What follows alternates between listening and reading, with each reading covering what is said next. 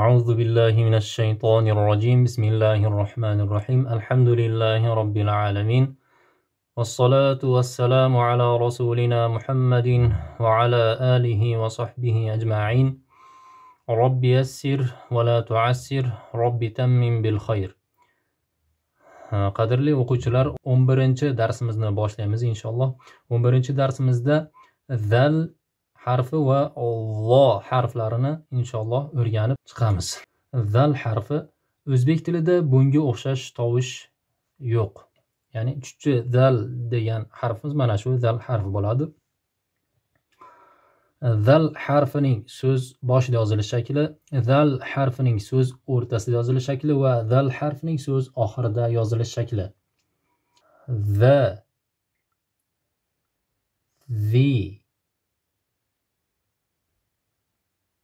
thu, إذ, مذ, خذ, عذ, ذب, ذوق, ذر, منذ, إذن، بذل، ذكر، ذهن، ذهب، مذهب، ذهل، يذهل، بذل، يبذل،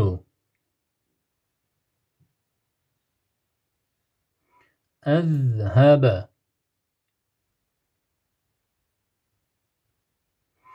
يذهب. Quyidagi so'zlar talaffuziga e'tibor berib o'qinga. Bu yerda bu so'zlarda zal harfi bilan za harfini o'rnini almashtirib yozilgan ekan. Zifru, zifru.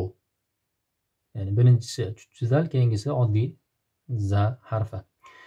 Bazlu, bazlu. Abzal, abzal. Endi lo harfini o'rganib chiqamiz inshaalloh. O'zbek tilida bunga o'xshash tovush yo'q. Lo harfini so'z boshida yozilish shakli, lo harfini so'z o'rtasida yozilish shakli va lo harfini so'z oxirida yozilish shakli. Lo, li, lu, ظن, ظل, فض, حظ, عظ, لظ,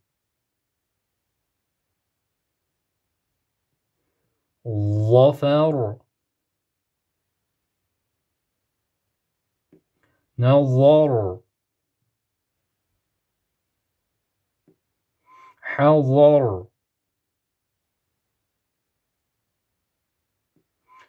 ضمر, ظلف،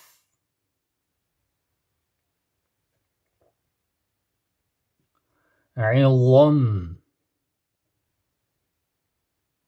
نظم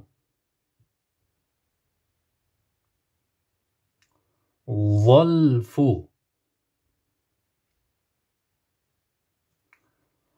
ظلف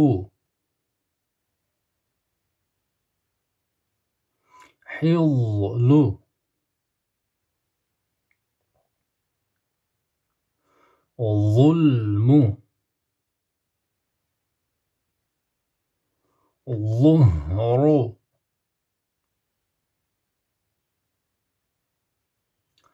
أظهر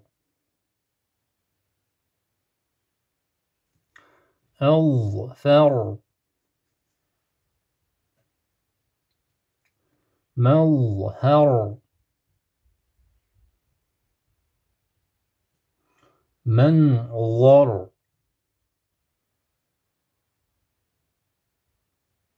مظهر مظلم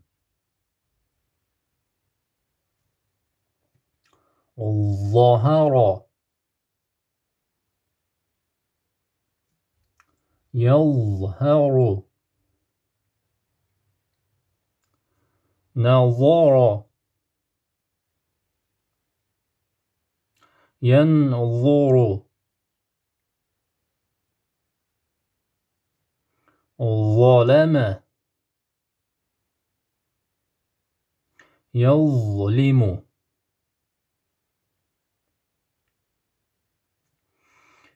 انتظم ينتظم